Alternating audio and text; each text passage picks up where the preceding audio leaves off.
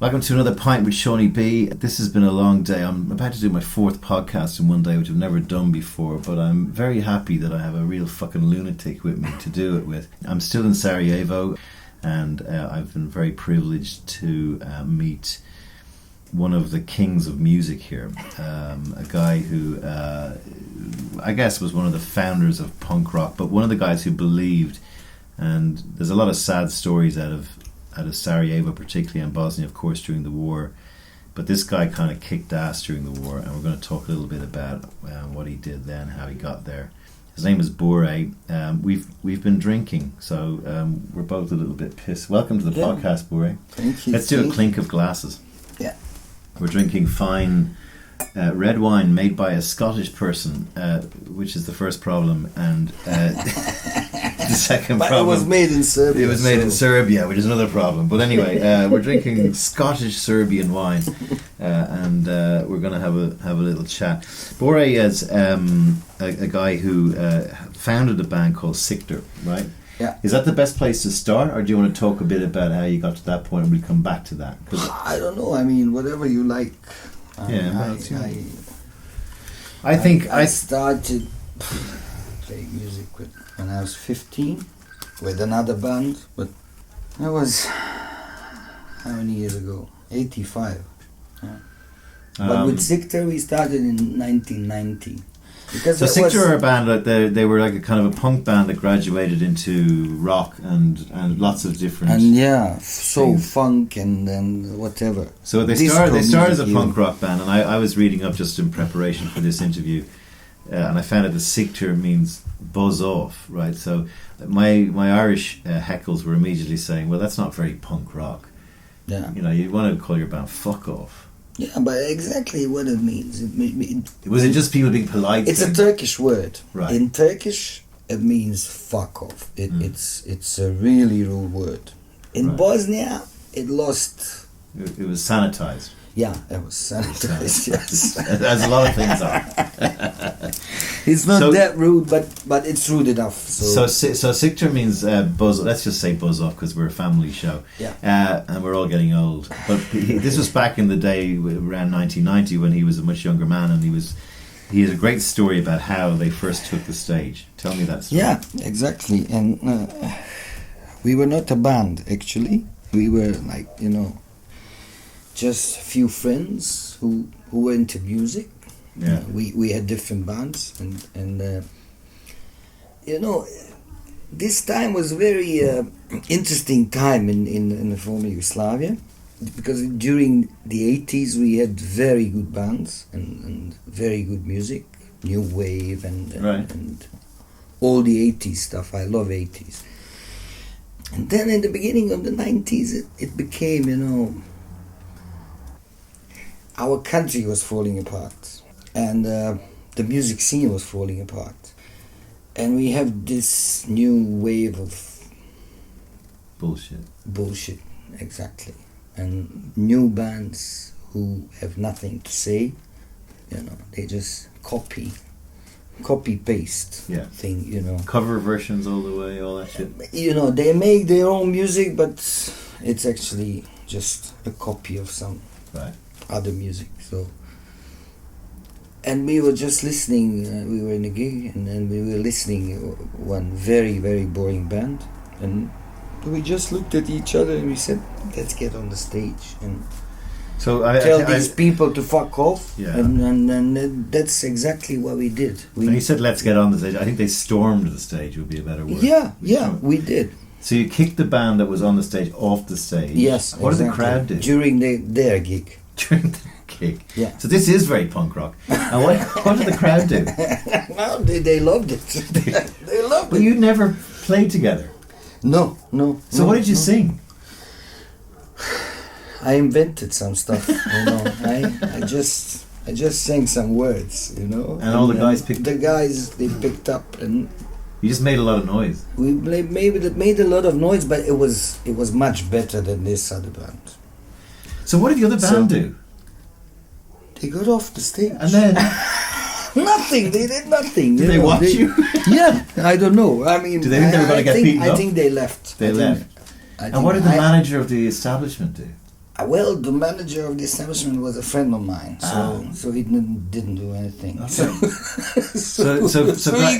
this is how a band got away born. with it. And by the way, this band that was born by storming a stage impromptu and without any plan other than the music is shit tonight, we're going to storm the stage, is still going in 2016, 26 years later. Yeah, exactly. As Sikter, which is what they just told the other band to do. So this is one of the great rock music stories of all time. Yeah, it was. And by the way, for anyone listening who thinks this might have been just a joke, these guys ended up becoming one of the big fucking rock acts of this region, right? Well, yeah. Tell me, I'm going to stick with the story. What happened the next day when you woke up with your hangovers? Well, actually, we did a couple of shows. It was also a strange story because our drummer used to be a singer of another band, which was like a very perspective young band. Yeah. But they were falling apart at that moment. Right. And so they were being invited for some gigs, you know. Yeah. And they were always calling this guy, who was our drummer. They were asking him, you know, to bring his perspective young band, you know, to play, and he would bring us instead of them. That's how we actually started. Really. This is fucking great. And at what point did you start thinking you might write some music? During the war. Really. No, but like what? All so the way until did you go and play these gigs just going up with? You didn't practice. We had a friend who was a really good musician, and he had a really good band. He played in one venue all the time. It was called Cabaret, and he always used to tell us, you know, I love you guys. You remind me of. You are exactly the same like Zappa, who can't play. You know? So we were like Frank Zappa, who can't play. But what you were? Did you get a quick fan base then? Well, yeah. I mean, we had some fans, but then it fell apart again. Our drummer, this guy I mentioned before, he lost his right hand. Not good for a drummer. During the war, yeah. And so he stopped. Although there's drums. the famous drummer from Def Leppard. Yeah, but he still plays drums now. Yeah. But then he went to the United States to get some surgery, and now he's got this prosthetic arm, and he plays drums now. With the prosthetic? Even today, yeah. But we lost the drummer. So we got another drummer, then we got another guitar player, and then this guitar player left, and then it was crazy time during the war. But then it was the time to really say something. I felt I had something to say. That's when we started writing songs. Before you started actually writing songs, were all your gigs just different? Did you just turn up? Yeah, we were doing just crazy shows, you know. We were doing cover versions of some famous songs with our own words. Right. Some very nasty words. I won't mention now the lyrics, but there was an anarchy to you, which people liked. Exactly. Our mission in the beginning was just to turn it upside down. Yeah, turn it upside down, and you know, to say fuck you, you know, to all these musicians who were doing this fucking boring music, you know. Yeah. So then at some point you said, oh, no, actually this is now getting a bit big, so let's start treating it a bit more professionally. But no, not really. It's just that we felt that we had something to say. Right. And so we wanted to say something. If we want to say something, then we have to say it properly. Right. So when the war started breaking out, was that fodder for your band? In the beginning of the war, we were still making jokes, you know. Right. We were making these horrible songs. About. I won't mention about what, but it was really crazy. And then, like a year after the war started, we started doing some serious stuff. So that's when we started. And then an MTV crew came in '94.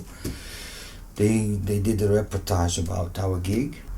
It was played in the UK, And then in 95, when we went to London, we did our first music video, and we were like the first band from Bosnia who was shown on UK MTV, and that's how it started, you know.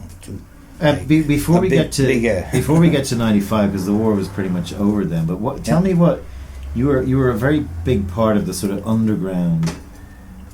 So Sarajevo was under siege for about 5 years, where people, you know, were getting shot every day, just going out to get their bread. But you were pioneering a kind of an underground scene where the city could still maybe breathe music and stuff. Tell me what it was like doing that. It was very strange, you know. I can tell you a story about our first gig in the war. A friend of ours who had another band organized a gig in one place which used to be like a concert venue before the war, but during the war it became shelter for refugees. And somehow he got this permission to get the refugees out for one day and make it again like a gig. Concert venue. Yeah. You know? And he got some gasoline for the generator because there was no electricity. And we had this gig, you know, 4 bands, and okay, we play. And we were the third band, and his band, the guy who organizes the concert, his band was headline, yeah. Right. So, and as I was going up on the stage, there was this curtain, and behind the curtain, it was behind the stage, I saw a family of these refugees who didn't want to leave for that day. They were having a dinner. They were having, like, you know, canned sardine, and, you know, a mother, father, and a child, you know, with a candle. They were, you know, having a dinner, and we were playing, you know, in front of them. Yeah. It was a strange scene. And then we did our gig, and it was great. It was And then why was this guy's band is coming on the stage, the headliners, and the power goes off. Oh no! Goes out, no power. What happened? Somebody stole the gasoline from the generator. So you ended up headlining. Didn't play at all. These guys. Well, that was our first war gig. Tell me why people played music like that and were rebellious and tried to keep. We talked about it earlier. Yeah, we talked about it earlier. Yeah, it's those 2 magical hours. You know, you get some gasoline, you get the generator running, you get some electricity, you power the amps, the guitars. You have this club called Obala. How many people would turn up? 100 to 150. Right, it's a small club. But then for those 2 hours when we play, it's like magic. It's you know, it's like you're in Paris or Dublin, London, wherever. You know, it's the same. It's escapism. You know, young people having fun. You know, musicians playing, and you know, everybody's happy, and you completely forget where you are. And when you get on the street again, then you realize, okay, I'm back again. This was something you never envisaged doing in your life. Is that fair or not? Of course it's fair. I mean, I had never envisaged. I mean, I was a musician before the war, but I was a civil engineering student, you know. Yeah. If there hadn't been for the war, I would have never become a professional musician. Yeah. You know, I would have been a good engineer. I don't know if I would be good engineer, but I would be good son to my father, who wanted me to become You also have to tell the story about the skiing. Yeah, exactly. And that's the time also when I started making films. And you know, skiing is like the greatest thing in my life. I love skiing, you know. And me and a friend of mine who also loves skiing, of course, we couldn't get out of the city because we were. So most of the ski slopes in Sarajevo are about, you know, 20-30 minutes drive out of the city. Bosnia has some of the greatest skiing in Eastern Europe, and it actually hosted the Olympics in 1984. Was yeah, right? exactly. In Sarajevo, way before the war started. So suddenly you have a guy who's a really keen skier, but he can't actually get out of his own city to ski because the city is ringed by Serbian troops who are bombing and shooting people every day. Yeah, exactly. And so I dreamt about skiing all the time. Of course I couldn't do it. And then we got this VHS-C camera, small camera, and I said to my friend, let's go ski on the streets of Sarajevo. There was some snow, let's go, and let's put on sunglasses. And a friend of ours, he shot the video of two of us skiing carelessly, and the snipers were shooting, the shells were landing. Actually, you saw the video. I did, and it was with the actual sound. But at that time, we did an overdub with some nice music. No, better with the sound. But no, it's better now. But at that time, it was better for me to watch myself skiing with some nice music. Oh, I see. Because you hear that every day, and that was my dream dream being recorded on video. So Sarajevo obviously gets a lot of snow. So it was a snowy day, and they went out and like anyone who moves around Sarajevo at the time gets shot at from on high by snipers. And these guys went out and decided to ski down in front of every sniper in the region who did start taking pot shots at them. And this was one of the crazy videos. Now, for those of you who are thinking he's just a crazy guy, it started to get pretty interesting because the band became pretty famous. Yeah, first we went to Amsterdam, actually first to London and then to Amsterdam in 95, before the end of the war, with some theatre troupe. And then we started playing... You got stranded there.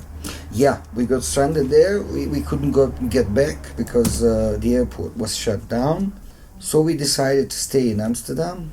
We stayed there for a whole year and we played all around Europe. Had you had an album at this stage? No. But you had your own songs now. Yeah, of course. We had many of our own songs. Right. And then we played one gig in Amsterdam and it was some charity gig. Brian Eno was there. And he watched us, And then he published a book. And then he wrote about us in his book. He was quite impressed with our performance. So, for those who don't know, Brian Eno is probably one of the greatest producers of music and makers of music in the last 40 years. Produced a lot of U2's work. And David Bowie, always a guy who's looking for kind of avant-garde stuff as well, right? Yeah. So did you approach him? No, not actually. He approached us, we were very glad that he wrote about us in his book, but we never approached. But then we had a couple of gigs in stadiums in Italy with the big Italian rock star Vasco Rossi. And first we played in Milan, San Siro Stadium, in front of 120,000 people. It was the first two gigs. And then Vasco, he said, wow, you are great, and this was great. I had this crazy idea, Vasco is like Bon Jovi or Bruce Springsteen in Italy. Right. Yeah. I told him, listen, Vasco, we started by chasing off a band, It's crazy. What do you think if you have your own gig, and it's a huge gig in a stadium, with hundreds of thousands of people. Yeah, and I say, what if in the middle of your concert we came on stage, take the instruments from your musicians, and I chase you off the stage, and I sing one of your songs? He said, okay, great. And you did and that's what we did, actually.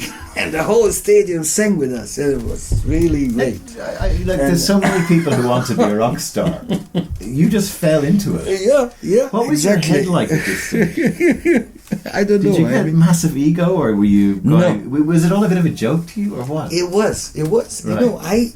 I told this him as a joke. How many band members had you got? It. How many band members had you got then? 4. There was 4 of us. But were you all thinking we're just going to get found out, or what, did you believe in yourselves? Did you think you were? What was your headspace like? Well, we thought we were good. We were quite good, but not as good as the hype.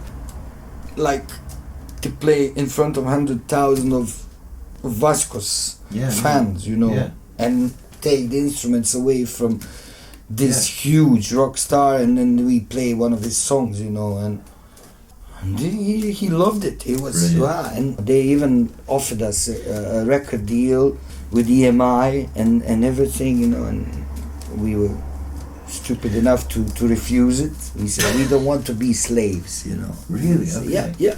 Which plays to your whole stick. We were really rebels at the time, so we said no, fuck off. We don't want any EMI, and it's very reminiscent of Spinal-Tap.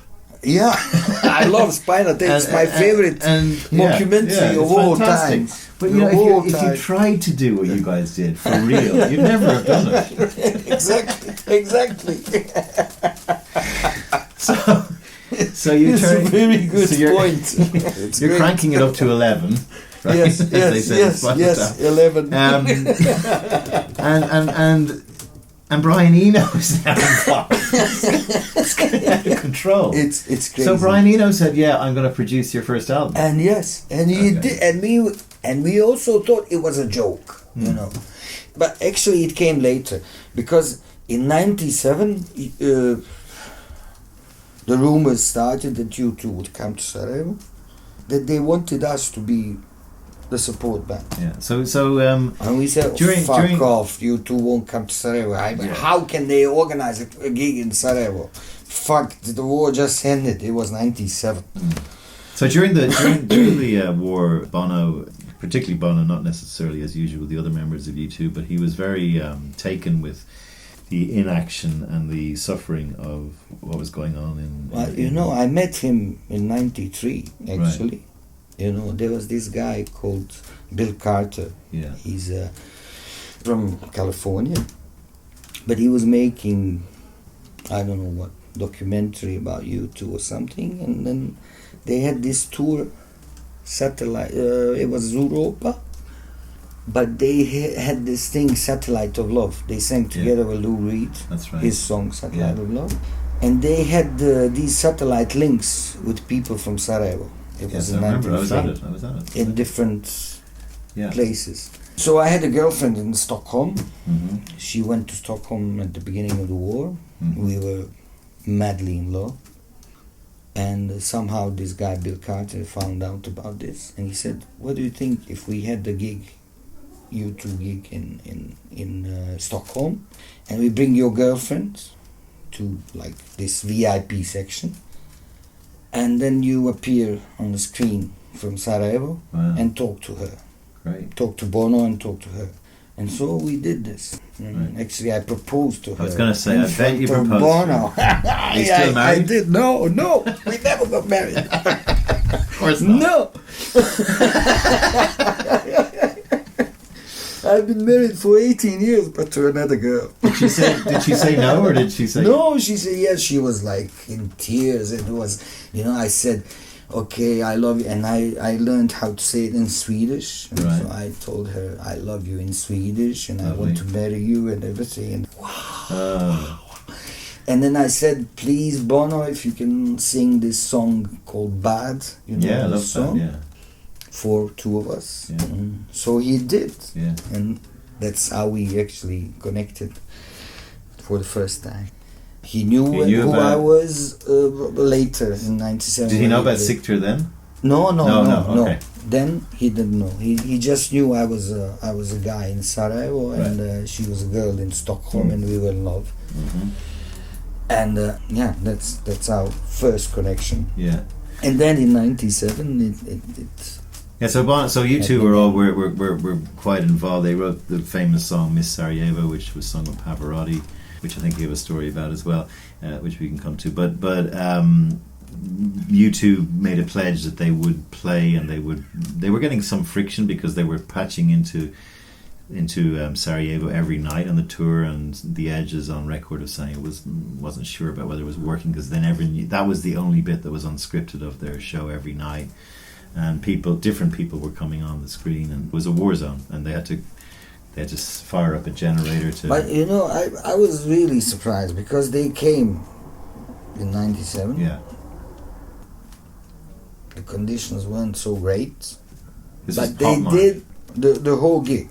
Pop Mart gig, the big silver lemon, the big lemon with everything, It was a proper show like anywhere else. So I was really surprised. So what he's not saying is actually that Sikter were one of the support acts that night. Yes, exactly. How did you get to become a support act for U2? Well, actually, it was because Brian Eno wrote about us in this book, and because Bono knew that I was that guy from his concert. You still hadn't made an album? No. So this is 7 years into the band's existence. Yeah, we had one live album. Were there a lot of bootlegs going around? We had a lot of bootlegs, and we had one live album we recorded in Amsterdam in Paradiso, right. But it never got released because we had some problems with this guy who organized it all. So you weren't making a lot of fuck off, and so we never released. It's very handy having a band name called Fuck Off, because you can just say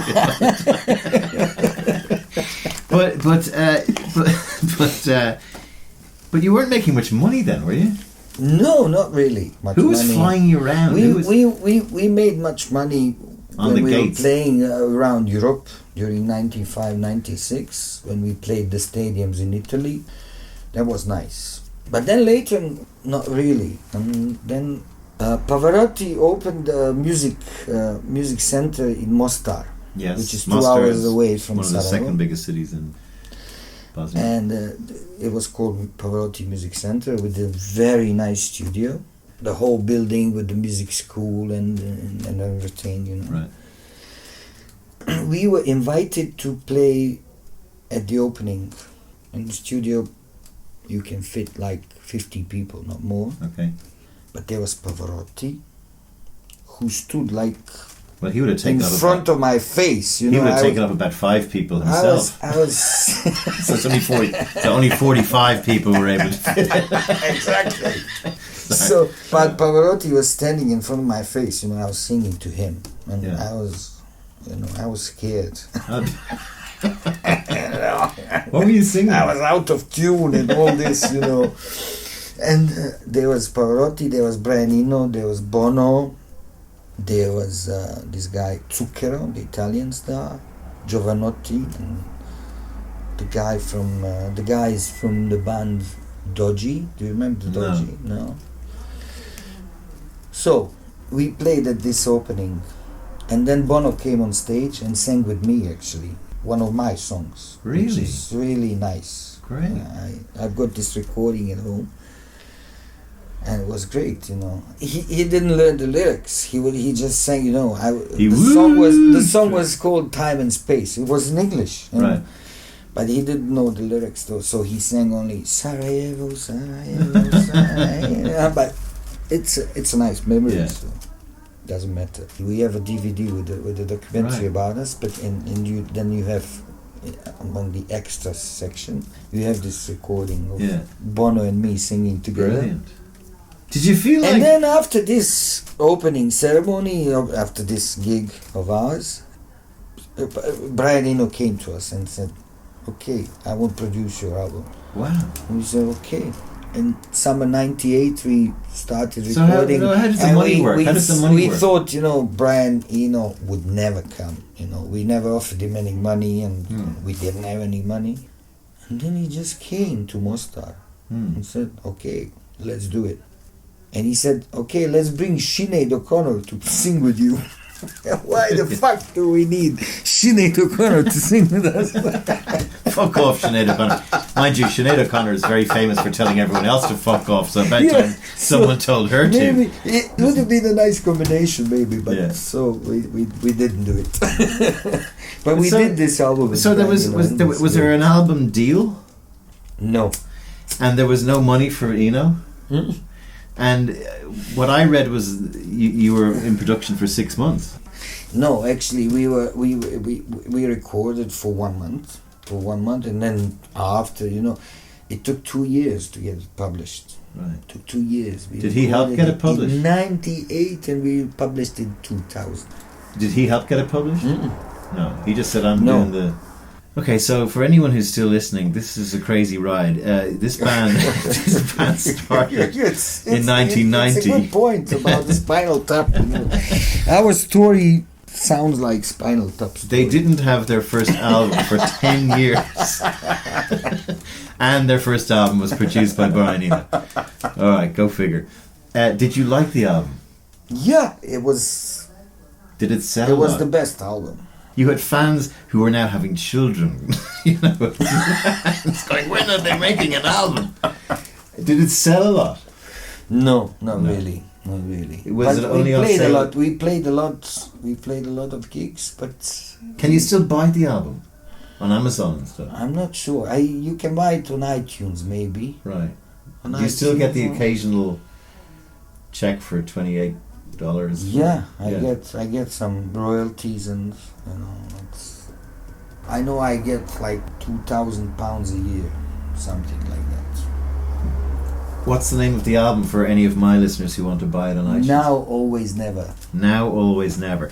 The band did go on to start making some more albums, so we did record. They're not a one-hit wonder. 4 other albums, yeah. 4 or 5 Again, albums. I keep having to come back to your mindset. Okay, like this is absolutely nuts. You've got an album. It took 2 years to get it. I'm very surprised, by the way, Brian Eno, if you're listening, that for all the work you put into producing, you couldn't have picked up the fucking phone to Warner Music and said, "Hey, I just produced a new album. Produce it." And not leave them high and dry there. But you could have taken a slice. I'm sure he would have given you 60% and told you to fuck off after that. But he came back. He came back in 2000. Right. There was a gig also in Mostar, and this guy, what was his name? Andy Horace. He played with Massive Attack. Yes, yeah, that's right. And brilliant band. And we played together with him. Right. And Brian Eno appears. Hey, hi. How's the album going? We haven't got it released yet, you bastard. Let's play a song together. And then we did play, actually, one of the songs from the album. Right. And he played the keyboards and sang the backing vocals. Really? He remembered the song he produced. Producers tend to, like, if they listen to it so often. So the first album's appeared. You're not, it's not selling that well, but you're still gigging all over. I mean, the war's well finished. Yeah.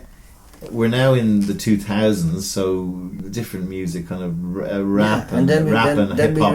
Then we released a disco album. Brilliant. Of course you did. So they gone totally opposite of everything we did before. It was a disco album. This would be like the Sex Pistols suddenly releasing a sort of ABBA-like album. Yes, exactly. It was called Queen of the Disco. Really? Yes, the album. Now, okay, so how much of this whole story is ironic?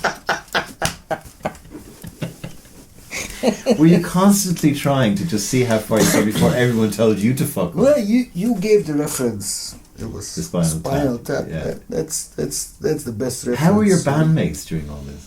Huh? How were you getting on with your bandmates? Because if you go to the Wikipedia, there's like 40 different bandmates.